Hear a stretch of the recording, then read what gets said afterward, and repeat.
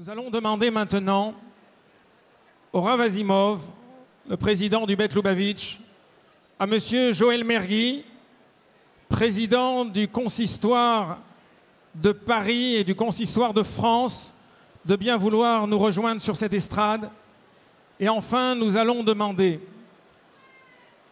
au Rav Ephraim Sitruk, le fils du grand rabbin Sitruk, de venir nous rejoindre également sur cette estrade pour recevoir le trophée qui va être offert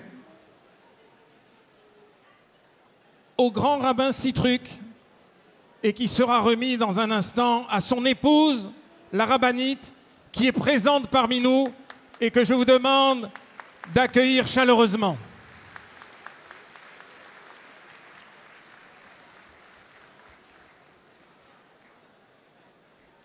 Monsieur le Président, Ephraim est là.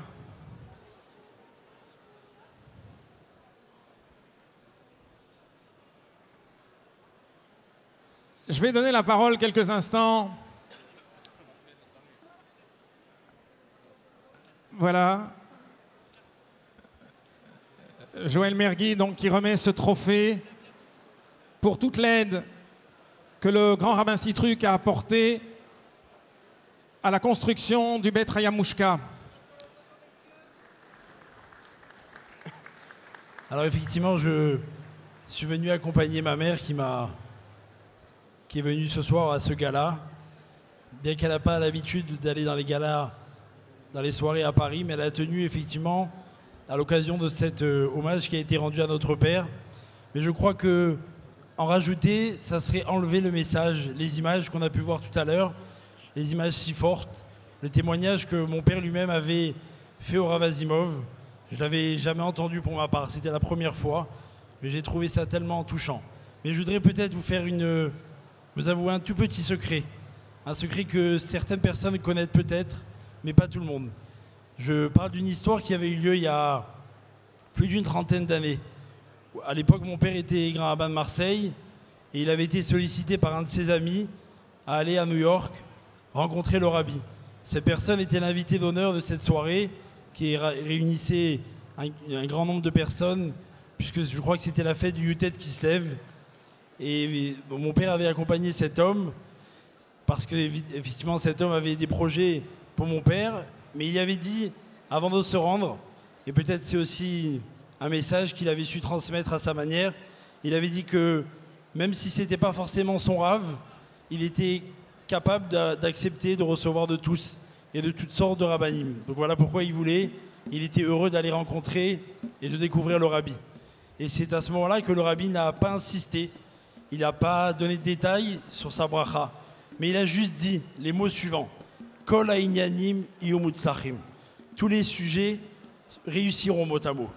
Et donc en rentrant à Marseille à ce moment-là, attendez, c'est pas fini, le meilleur arrive. Il avait refusé le poste qui avait été proposé de quitter la France, et quelques semaines après, on l'a invité, puisque c'est comme ça que ça s'était passé, à venir être grand rabbin de France, et il s'est rappelé que c'était aussi grâce à la bracha du rabbi.